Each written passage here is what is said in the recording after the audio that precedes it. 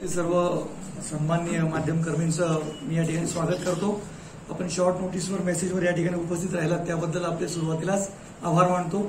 धन्यवाद। मित्रांनो, आज आपल्याला एक महत्त्वाच्या विषयाबद्दल अवगत करण्यासाठी मी या ठिकाणी निमंत्रित केलं आहे। पर्यावरणाला धोका करणाऱ्या सर्वात जास्त प्रदूषित हवा असलेल्या शहरांची यादी केंद्र सरकारने मागेच प्रसिद्ध केली आहे। अशा 132 शहरांची यादी सरकारने प्रसिद्ध केली आणि या 132 देशभरातील शहरांमध्ये सर्वात जास्त शहरे असलेलं राज्य म्हणजे महाराष्ट्र आहे। आपल्या महाराष्ट्रातून 18 अशी शहरं जिथं सगळ्यात जास्त प्रदूषित हवा आहे अशा शहरांची यादी आपल्या सगळ्यांना माहितच असेल। आणि दुर्दैवाने या 18 महाराष्ट्रातील शहरांमध्ये जळगावचा देखील सर्वात जास्त प्रदूषित हवा असलेल्या शहरांमध्ये समावेश झालेला आहे। आणि अशा दृष्टीने नॅशनल क्लीन एअर प्रोग्रामच्या माध्यमानं, राष्ट्रीय शुद्ध हवा कार्यक्रमाच्या माध्यमानं केंद्रातील माननीय नरेंद्रजी मोदी सरकारनं विशिष्ट अशा मार्गदर्शक तत्वांच्या द्वारे उपाययोजना सुचवल्या असून थेट केंद्राचा निधी या महाराष्ट्रातील 18 शहरातील आणि देशभरातील 132 शहरांना थेट हा निधी देण्यात आला आहे। आणि जळगाव शहराला देखील 2019-20 या वर्षात 10 लाख तर 2020-21 या वर्षामध्ये 76 लाख एवढा भरघोस निधी हवेची शुद्धता राखण्यासाठी वाढवण्यासाठी माननीय नरेंद्रजी मोदी यांच्या सरकारने दिलेला आहे। त्याबद्दल आदरणीय पंतप्रधान नरेंद्रजी मोदी यांचे मी 5 लाख जळगावकरांच्या वतीने आभार मानतो।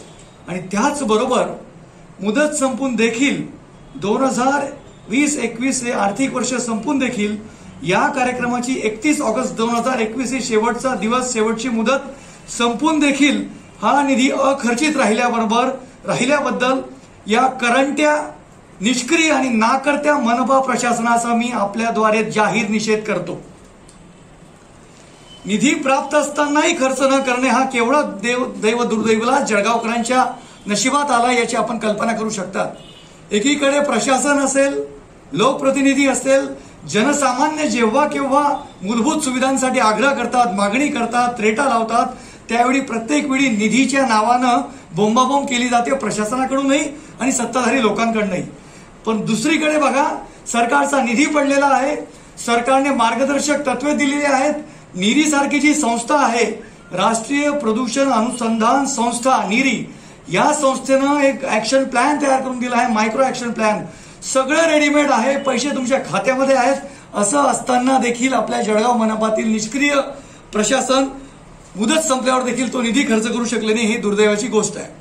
2019-20 चा जो 10 लाख निधी होता त्यामधून 3-4 लाखाचे एक व्हर्टिकल गार्डन त्यांनी केले मनपामध्ये आणि त्या 3-4 लाखाच्या व्हर्टिकल गार्डनच्या थातूर मातूर कामानंतर 10 लाखातून उरलेले काही पैसे देखील शिल्लक राहिले।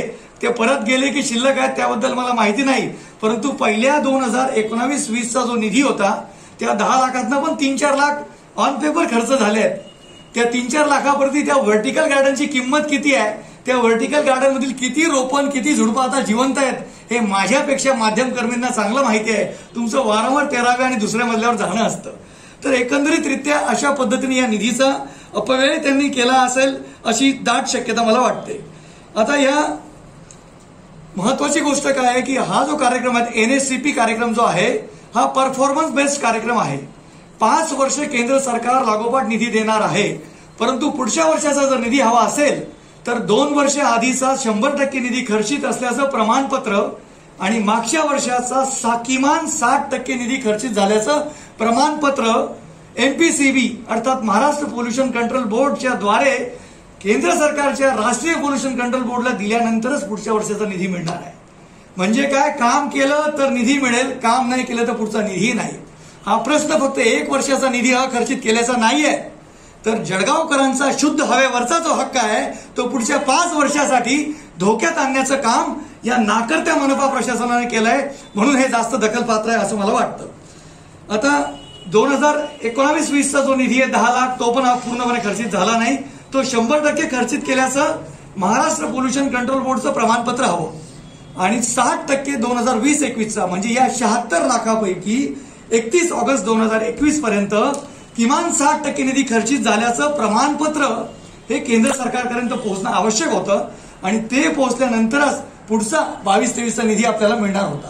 तर या आर्थिक वर्ष 31 मार्चला संपलं, त्यानंतर देखील 31 ऑगस्ट पर्यंत असं समजा तुम्ही 5 महिने वाया गेले तरी देखील आर्थिक वर्ष संपल्यानंतर 60% तर सोडा 1% देखील निधी खर्च करीत झालेला नाही. परवा एक वेगळ्या कार्यक्रमासाठी आम्ही आदरणीय आयुक्त साहेब कुलकर्णीजींना भेटलो, त्यांचे हे लक्षात आणून दिलं.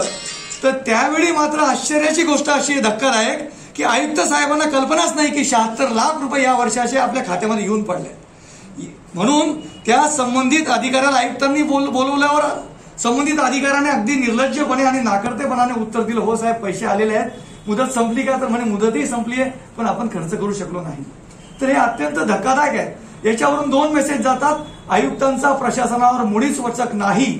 आणि दुसरा मेसेज म्हणजे टक्केवारीच्या राजकारणात आणि टक्केवारीच्या खेळामध्ये गुंतलेले सत्ताधारी किती निष्क्रिय आहेत हे देखील जनतेच्या समोर येतं. हे मला आवर्जून आपल्या समोर नमूद करावंसं वाटतं. प्रत्येक वेळी काही काम झालं, काही मनपामध्ये समस्या मांडल्या विरोधकांनी म्हणा, जनतेने म्हणा, तर निधीची बहाणेबाजी करण्यात येते.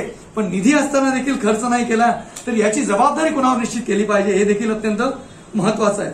निधी या संस्थेनं एक ऍक्शन प्लॅन दिलाय, मायक्रो ऍक्शन प्लॅन. पहिला ऍक्शन प्लॅन जानेवारी 2020 मध्ये दिलाय. 1 वर्ष 8 महिन्यापूर्वी पहिला ऍक्शन प्लॅन दिलाय.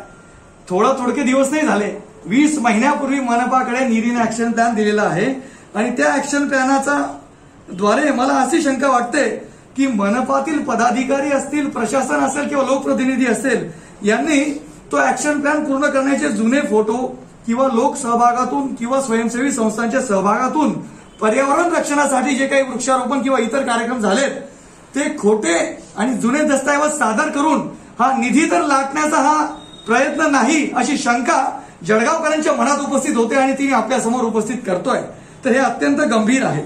रस्त्यावरील धूळ असेल, बांधकामावरील साहित्य असेल, एमआयडीसीतील नियोजित वृक्षारोपण असेल, नंतर वाहनांचं जे काही वाहनांमधून निघणारा धूर असेल याचं नियोजन असेल, घनकचऱ्याचं प्रबंधन असेल, रहदारी किंवा जनरेटरच्या द्वारे निर्माण होणारा धूर असेल आणि स्मशानभूमीतला धूर असेल, जनजागृतीपर कार्यक्रम असतील, पार्किंग आणि पथरस्त्यांचं जे नियोजन आहे, ओपन स्पेस आणि रस्त्यांच्या बाजूचे हरित पट्टे विकसित करणे आदी 8 ते 10 मुद्द्यांवर उपाययोजना या कार्यक्रमाच्या अंतर्गत करणे आवश्यक आहे.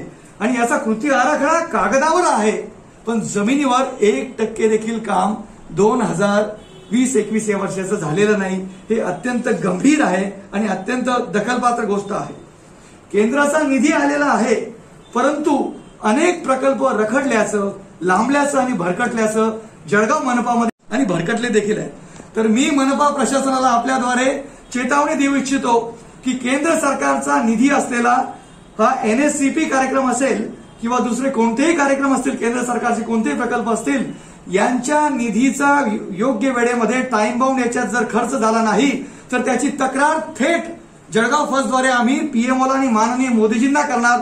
आणि यामध्ये जे कोणी अधिकारी दोषी असतील, चुकीचा डीपीआर असेल, डीपीआरची वाढलेली किंमत असेल आणि त्याद्वारे केंद्र सरकारला किंवा राज्य सरकारला बसणारा भूर्दंड असेल, याची जबाबदारी निश्चित करण्यासाठी संबंधित अधिकाऱ्यांना धडा शिकवण्यासाठी जळगाव फर्स्ट पुढाकार घेईल आणि पीएमओ पर्यंत तक्रार करून याचा आम्ही पाठपुरावा करू. याबद्दल आपल्या सगळ्यांना मी आश्वस्त करू इच्छितो. आणि मनपा अधिकाऱ्यांचा हा नाकर्तेपणा, अकार्यक्षमता अत्यंत अक्षम्य आहे, त्याला याच्यापुढे माफ केलं जाणार नाही असं मी आपल्याला सांगू इच्छितो. विशेष म्हणजे प्रशासनामध्ये अनेक जबाबदारीच्या पदांवर स्थानिक भूमिपुत्र अधिकारी आहेत.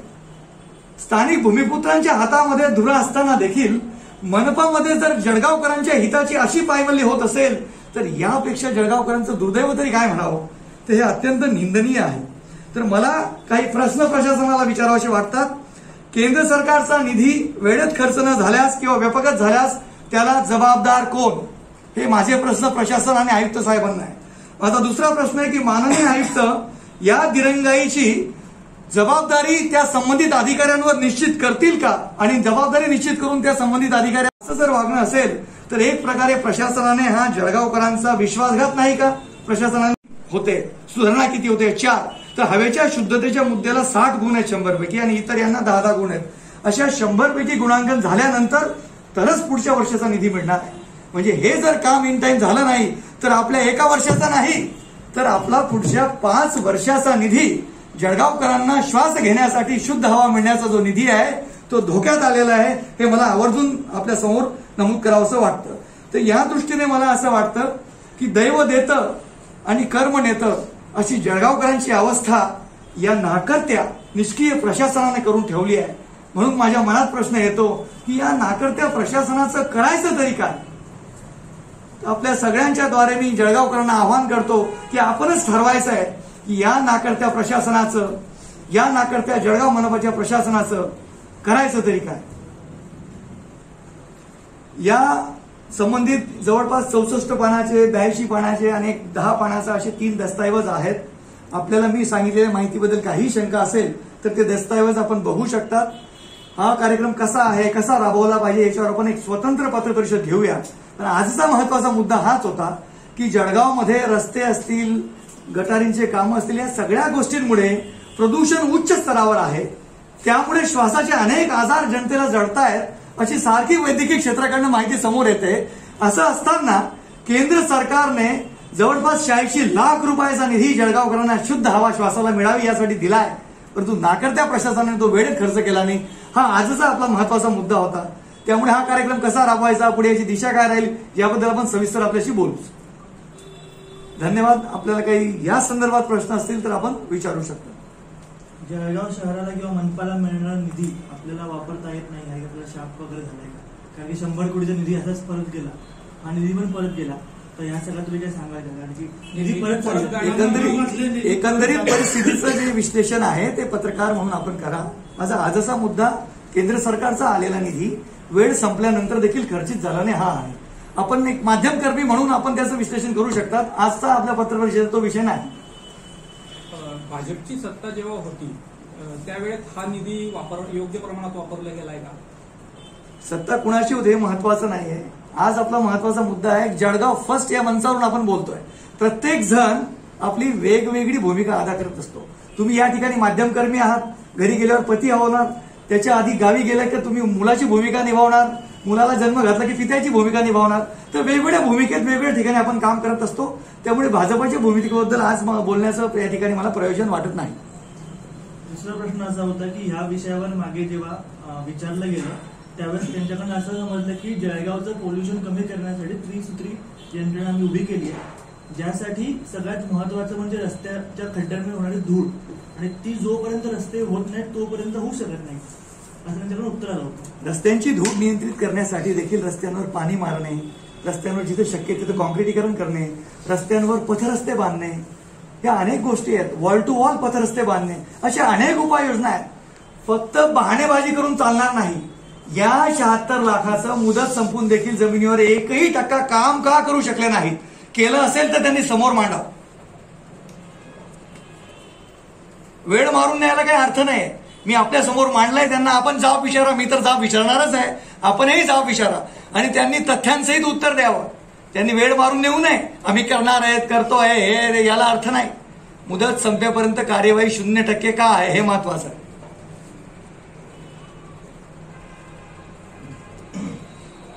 या निधीमध्ये खड्ड्यांमुळे जे म्हणजे रस्त्यांच्या बांधकामामध्ये जे धूळ उडते एकदम बरोबर आहे. बांधकाम देखील महत्वाचं आहे, त्याच्यावर देखील सुचवलेलं आहे. कारण जो कॉन्ट्रॅक्ट असतो कुठल्याही योजनेचा कॉन्ट्रॅक्ट, त्याच्यात ते मेन्शन असतं की त्यांच्यामुळे जर पोल्युशन होणार असेल किंवा धूळ उडणार असेल तर त्याच्यावर त्यांनी रोज ते पाणी स्प्रिंकलर रोज केलं पाहिजे. ही जबाबदारी कोणाची आहे? कॉन्ट्रॅक्टरची असते. मनपा प्रशासनाची जबाबदारी आहे. ऐकून घ्या, कॉन्ट्रॅक्ट मध्ये ज्या अटी शर्ती आहेत त्याचं पालन करायची जबाबदारी मनपा प्रशासनाची आहे. मग दोषी कोण आहे? तो निधी म्हणजे हा जो निधी आहे 76 लाख किंवा 10 लाख क्लीन एअरचा, हा त्याच्यासाठी ते वापरू शकतात. कशाला वापरायचं? त्याच्यासाठी वापरायचा प्रश्नच नाही ना. आलं का लक्षात? दुसरे पण अनेक प्रकल्प आहेत ना, दुसऱ्या पण ठिकाणी आहेत. मुख्य रस्त्यांवरचे धूळ हा वेगळा मार्ग आहे. रस्ते साफ झाले पाहिजेत, यांत्रिक झाडूने साफ झाले पाहिजेत. इतका मोठा दस्तऐवज दिलाय डिटेल की अगदी छोट्या मुलाला देखील समजेल. त्याच्यामध्ये त्यांनी साधारणतः जे 8-10 हेड्स केले आहेत. रस्त्यांवरची धूळ त्याच्यासाठी उपाययोजना आहे. टाइम बाउंड पण दिलेली आहे. डिसेंबर 2020 मध्ये ज्या उपाययोजना आहेत रस्त्यांवरची धूळ, त्यासाठी 4 उपाययोजना 6 पैकी डिसेंबर 2020 ला पूर्ण होतील असा त्यांचा अंदाज होता. डिसेंबर 20 जाऊन 8 महिने झालेत, 4 पैकी एकाची अंमलबजावणी झाली नाही. नंतर वाहनांच्या बाबतीत आहे, आरटीओ वगैरे यांनी ते पूर्ण केले पाहिजेत. वाहनांच्या बाबतीत ती गोष्ट वेगळी आहे. बायोमासच्या बर्निंगच्या बाबतीत आपल्याला सगळ्यांना माहिती आहे की बाजूच्या आव्हाने गावामध्ये अक्षरशः इतके प्रदूषणाचे लोट असतात. ते देखील काम कसं लांबलं हे आपल्याला माहिती आहे. डीपीआर चुकीचा झाला, कॉपी पेस्ट डीपीआर झाला, हे स्वतंत्र विषय आहेत. नंतर त्यानंतर क्रिमॅटोरियमचा विषय आहे. स्मशानभूमीमध्ये सगळ्यात जास्त आपण लाकडाचा वापर करतोय, तर त्या ठिकाणी देखील याला उपाययोजना करू शकतात. इच्छा असेल तर मार्ग दिसेल अशी गोष्ट आहे. इथं तर निधी आहे तरी पण मार्ग दिसत नाही, हे किती शोकांतिक आहे. डॉक्टर साहेब, असे बरेचसे निधी असतील मनपामध्ये जे न खर्चित करून सुद्धा परत गेले असतील, त्याची माहिती घेऊन एक स्वतंत्र पत्रकार परिषद घेऊन आपण.